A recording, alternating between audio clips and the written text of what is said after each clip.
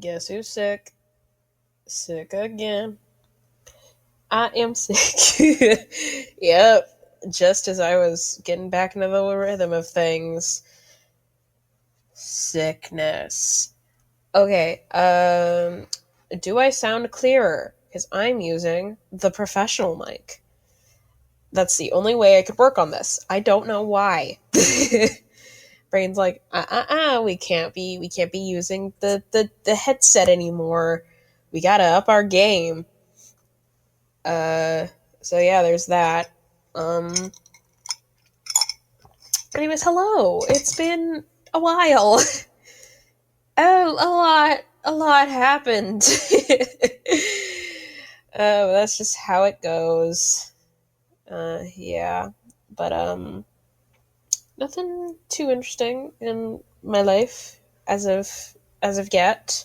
Well, nothing interesting that I want to share publicly, because none of your business. Okay, but I did get a new duck for the collection. If you don't know me, I have a collection of ducks, and we got a new one. It's a little blue unicorn thingy. Really cute. I'm squeezing him right now if you can hear it. Say hello to the masses. Yeah. Ugh. But yeah. There's that. I'm also learning how to do music and not suck at it. So there's that also. Oh god, there's like tissues fucking everywhere. Yeah, I spent my entire weekend ill. Unrestricted summer fun. I think it's still summer. I don't know, and I don't care. But yeah, Magnus Archives is coming back to me. And also that mystery podcast that I really want to write, but I'm scared. Also, auditions are open. If you know anyone or who is interested, or you yourself are interested, please, we still have so many people. Not like so many, but there is like a Wojak point of urgency. At this point, I might just fucking grab people. Like, I might just be like, come here. Because I know people who have done VA work for me. Anyway, this episode was also written by KJ. Everyone give a round of applause for them. Yeah, they're not one of the main writers, but like, holy crap, they did such a good job. Like, dude, this is easily one of my favorite statements. And like, genuinely, it's so fire. Like, yo. Oh, speaking of statements being written, I recently played the sequel to Blood Money, which, if you don't know me, I like to play games that either pertain to my hyperfixations or just make you go, what the fuck? Yeah, I'm that kind of gamer. It starts in time. That also, I'm making a game. Yay. Yay. I don't know if that'll get like super amount of traction, so I'm not gonna like spread it around yet. But no, I am working on it with friends. Friends from this project? Yes. A couple of them, actually. I love multitasking. But yeah, episode 9 is Sisterly Blood coming at ya. Kapow! And hopefully I get eaten by the Michaelis. Okay, goodbye.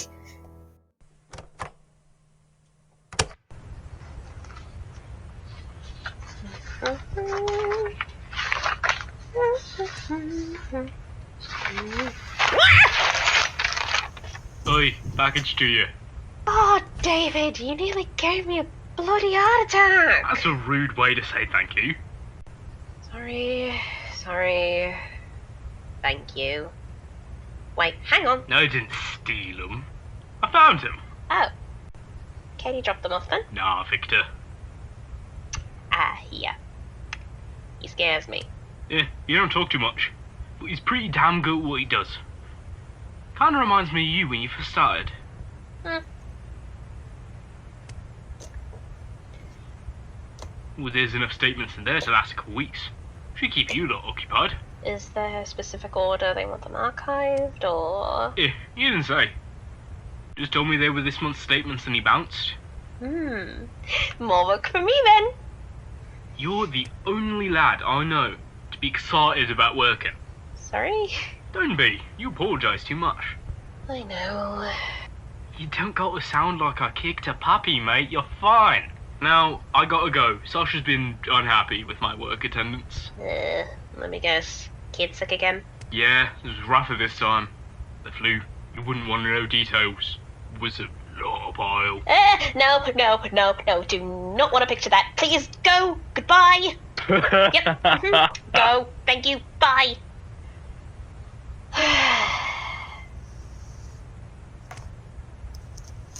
Right. Now to work on this mess.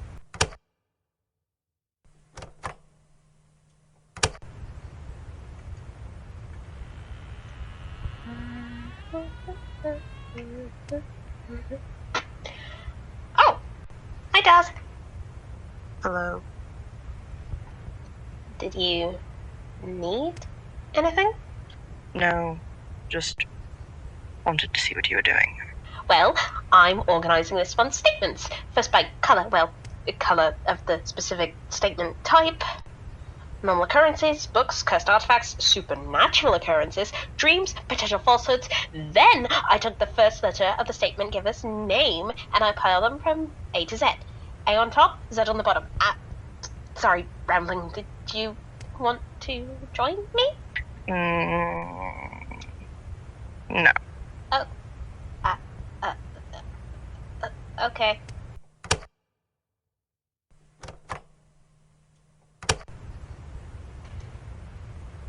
And we are done. Look at that. Oh, nice and neat. Left to right, feeling supernatural occurrences. Statement of Eileen Harper regarding an old folk song along with the murder of her aunt. Original statement given 29th October 2018. Audio recording by Sage Newbert, head archivist of the Magnus Institute, previously stationed in London, but moved to Hastings in 2021. Statement begins. If you like folk music, or probably bluegrass for Americans, you've probably heard some version of the Trois Sisters. It also goes by Bonnie Swans, Two Sisters, Oh the Wind and Rain, The Cruel Sister, etc. Sorry, that's probably not relevant. I'm studying folklore at uni, and my mum and aunt have always been music obsessed. Well, at least. So, yeah. The history of the Trois Sisters has always been a bit of a special interest of mine. That's probably not exactly normal after what happened. Just for context, Trois Sisters is a 17th century murder ballad, and in most versions, the sisters are both in love with the same man, but he proposes to the younger sister because she's conventionally attractive and blonde and whatever, so the older sister becomes envious and drowns her in a river. And then the body washes ashore, someone mistakes her body for that of a swan, then constructs a harp or fiddle out of her bones and golden hair, and then goes to play for Girls' father. But the fiddle's music reveals the older sister's crimes. So yeah, very morbid, as one can expect from old European folktales and songs, but it's a classic, and as I said, it's not like it's the only macabre folk song. Sorry, again, the tangent, I promise it's relevant. As I said, my mum and aunt were always very musically inclined people, and I recently attended a folk music open mic at a local pub with them, as well as my girlfriend, Bridget. Bridget and I sang the ballad of Barbara Allen together, with me playing guitar and her playing cello. Right after, the woman took to the stage. It's hard to describe her, if I'm honest. She had long, black hair with complicated braids, like when you think of 1600s Ireland. But it seemed sort of damp, I guess.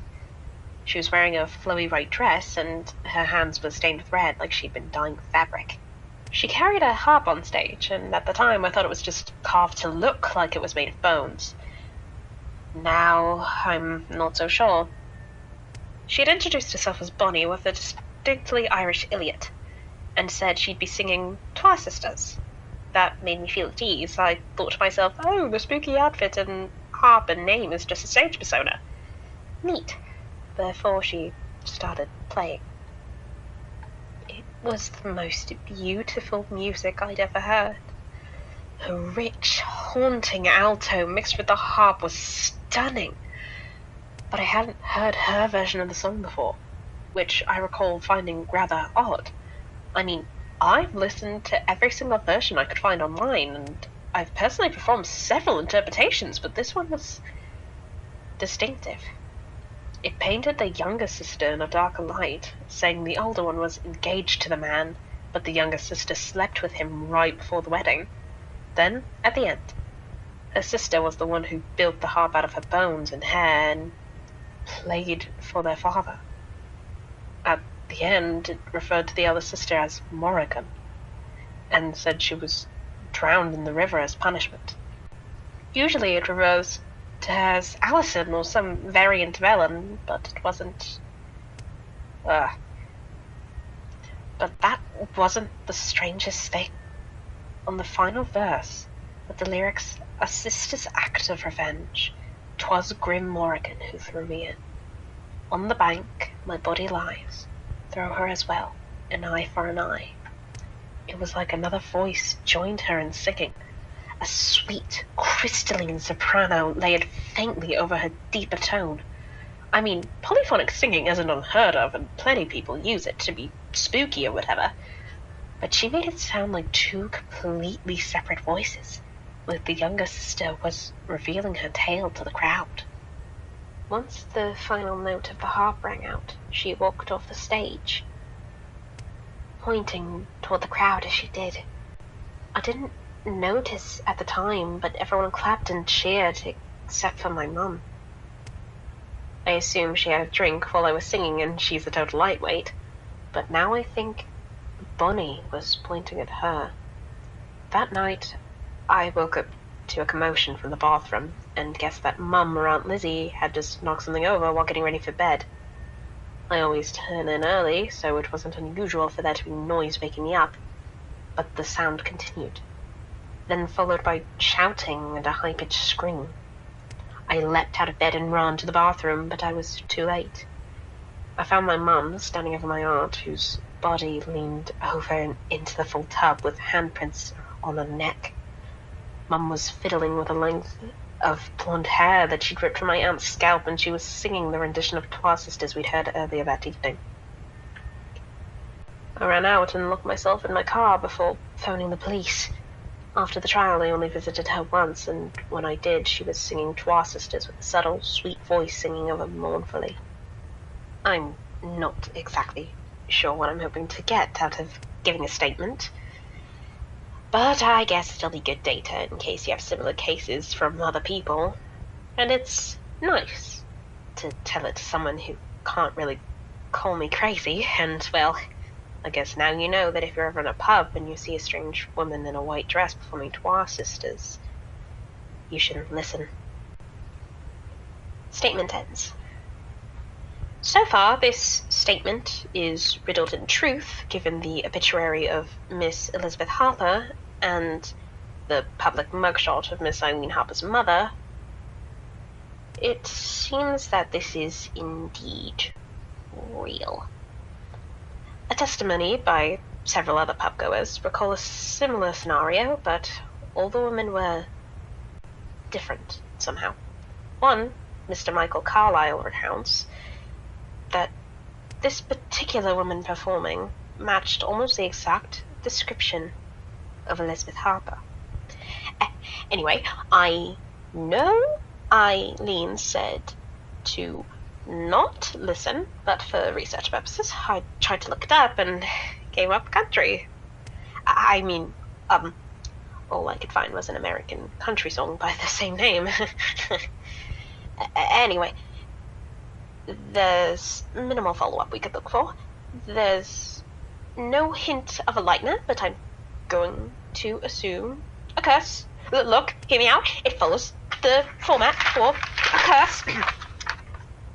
Most curses worm their way into the Institute to follow a certain pattern, if you will. They center around one person, passing something along to another. It could be an object, a game, a concept, anything. All that is required is that it is either passed or uttered aloud. So I suppose this was instilled by the late and vengeful dead sister. Without knowing how to break the curse, it leads to the following. The ghost infiltrates an area with music, recites the song, chooses the next murderer, disappears, then comes back as the past victim, whether by vengeance or an unwilling cycle. I'm not sure. I'm not dead, after all. Eve asked the police for a follow-up with Miss Harper, and well, they agreed, but Elijah said that she only repeated the song, going until her throat bled and she barely had a voice. She cried and tried to lash at him, forcing the police to take her back to solitary. Dragged away, she screamed, "Morrigan, Morrigan." Carr agrees. It's proof enough. Rest in peace, Elizabeth Harper. Recording ends.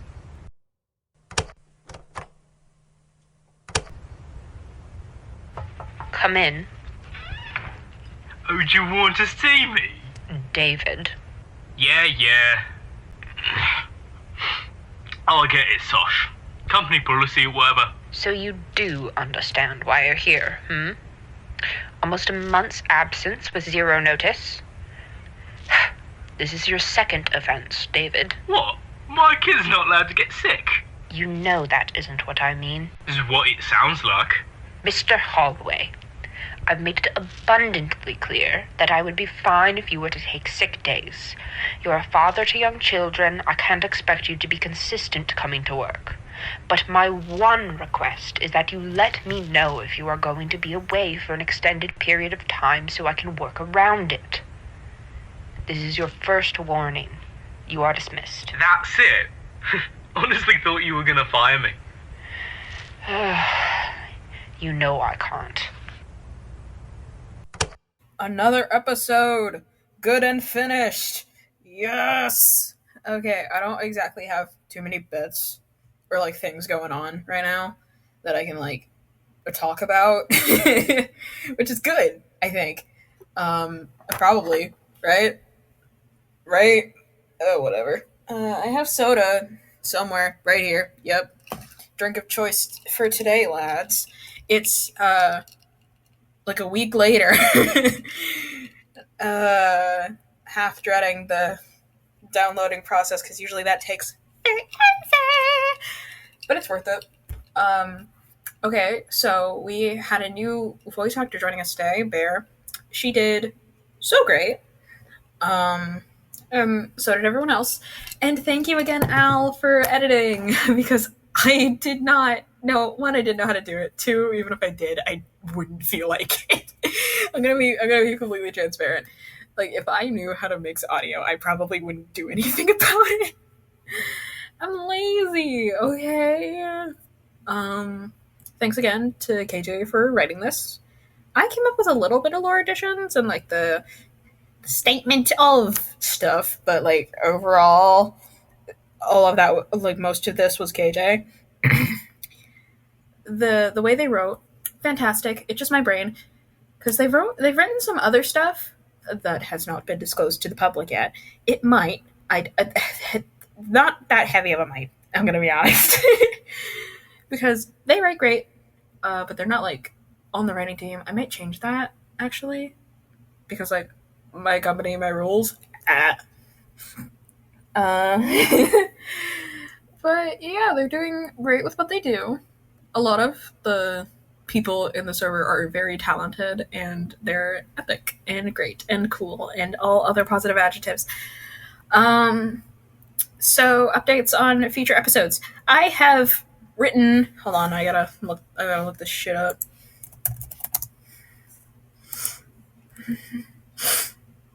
I can assure you, I have definitely reached the swear limit.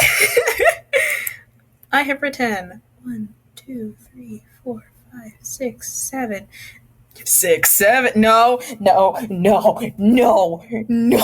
Anyway, 8, 9. Do periods count? I'm counting it. 10, 11, 12, 13, 14, 15, 16, 17, 18, 19, 20, 21, 22, 23, 24. Wait, there's a word count. What am I doing? Word count. I have written 162 words on episode 10, and I'm really excited for the statement. I can't tell you anything about it yet.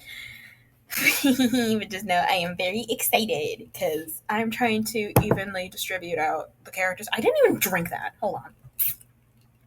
I'm trying to evenly distribute the characters between episodes and basically just do what I can in, like, exposition-wise in the beginning, because, like, introducing a new character, like, midway through season 4 would be so annoying.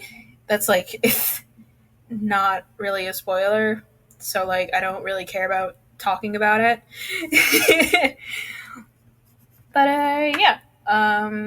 Future episodes are in the works. A lot of them. Really solid stuff so far.